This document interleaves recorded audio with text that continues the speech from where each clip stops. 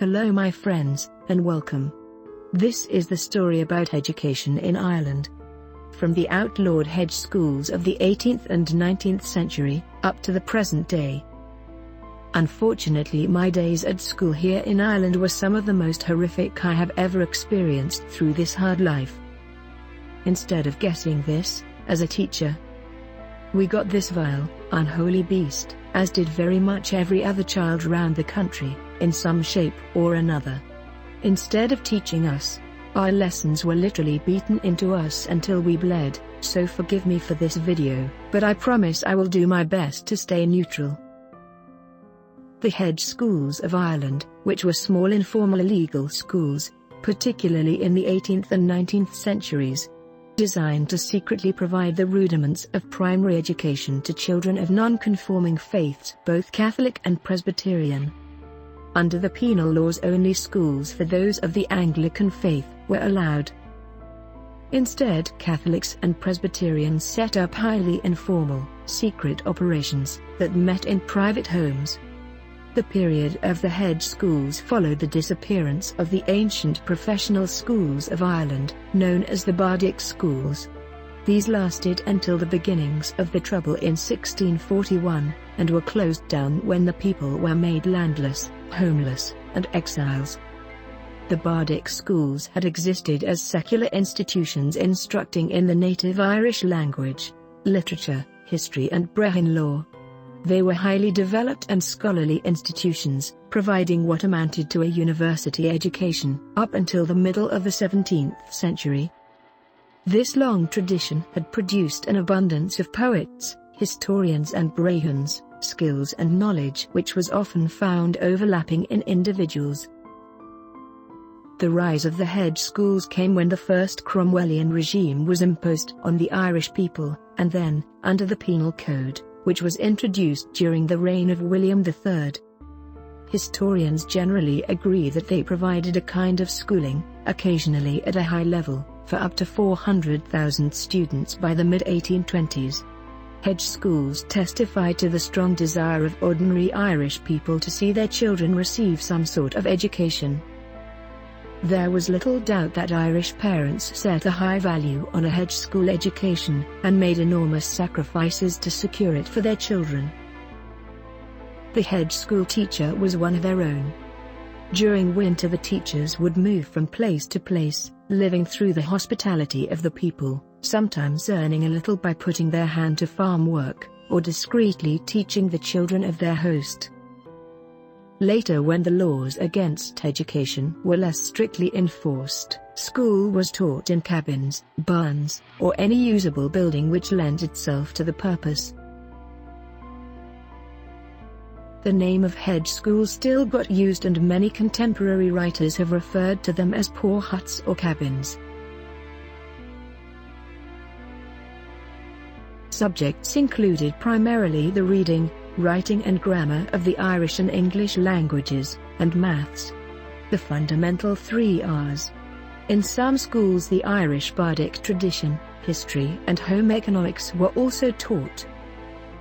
In Munster, Greek and Latin were also on the curriculum. In Westminster a parliamentarian complained, "I do not wish to see children in Ireland educated like the inhabitants of Munster, where the young peasants of Kerry run about in rags with a Cicero or Virgil under their arms." Reading was often based on chapbooks, sold at fairs, typically with exciting stories of well-known adventurers and outlaws. Payment was generally made per subject, and bright pupils would often compete locally with their teachers. While all Catholic schools were forbidden under the penal laws from 1723 to 1782, no Hedge teachers were known to be prosecuted. Indeed, official records were made of Hedge schools by census makers. The penal laws targeted education by the Catholic religious orders, whose wealthier establishments were sometimes confiscated. The laws aimed to force Irish Catholics of the middle classes and gentry to convert to the Church of Ireland, if they wanted a good education. A schoolmaster had to take an oath of allegiance to the Crown, and could not teach any Protestant children. still held in the Act of 1782 was that no popish school, university or college could be erected or endowed.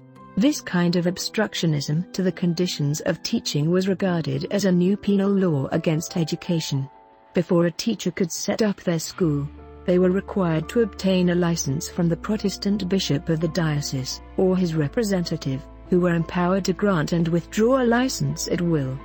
There was a progression of the law in the Act of 1792 which declared that a license to teach was no longer necessary, providing that the person conformed to all other aspects of the Act of 1782.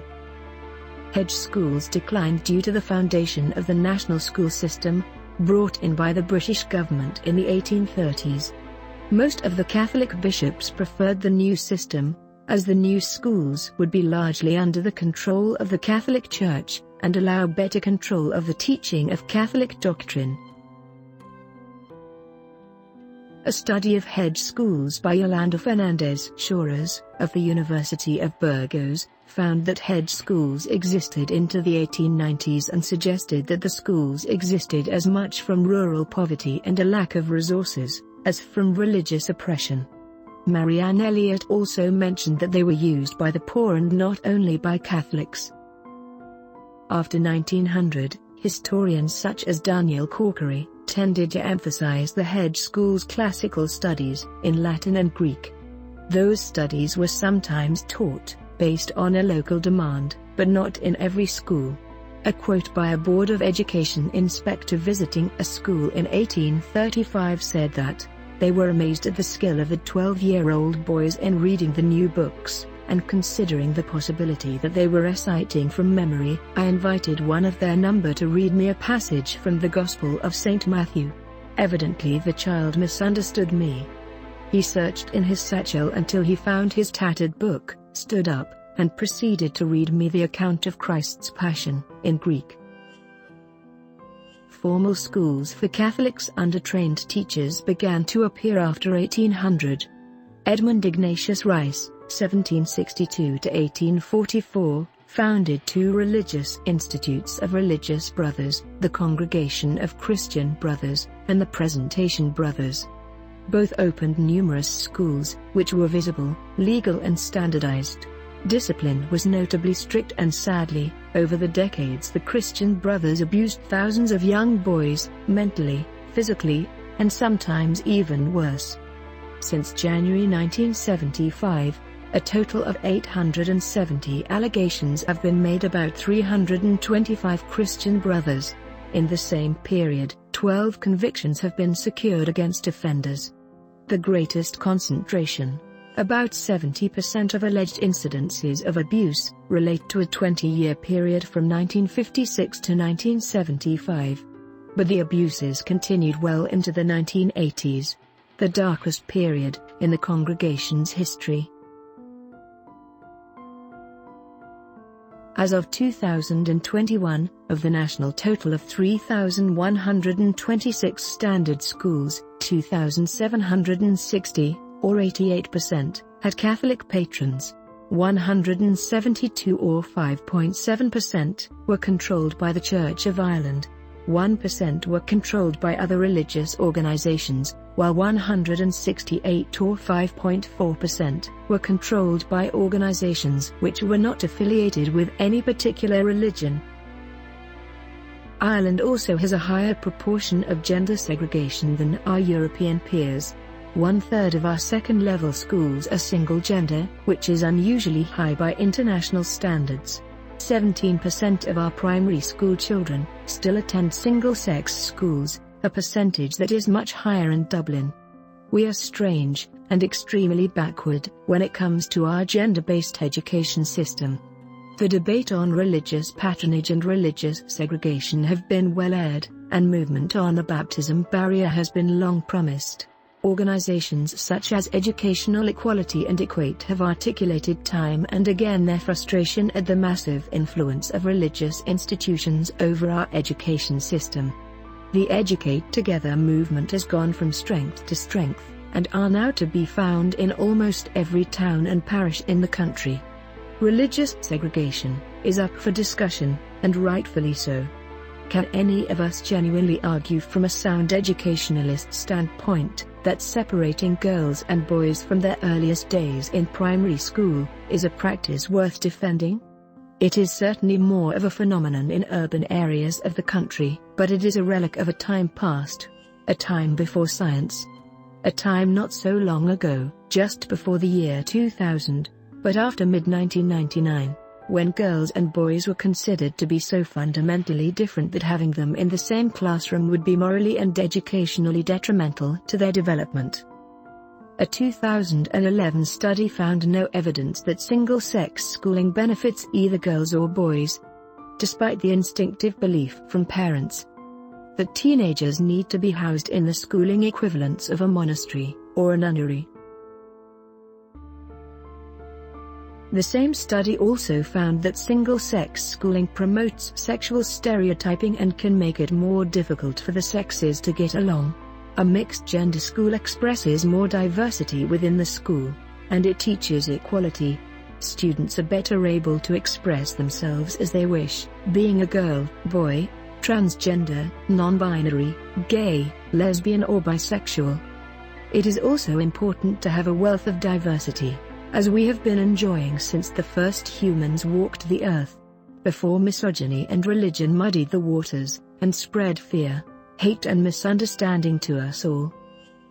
And finally, in a recent ESRI study, also showed little evidence for better academic outcomes for single-sex schooling. International evidence from almost every English-speaking country shows coeducation does however lead to better social outcomes.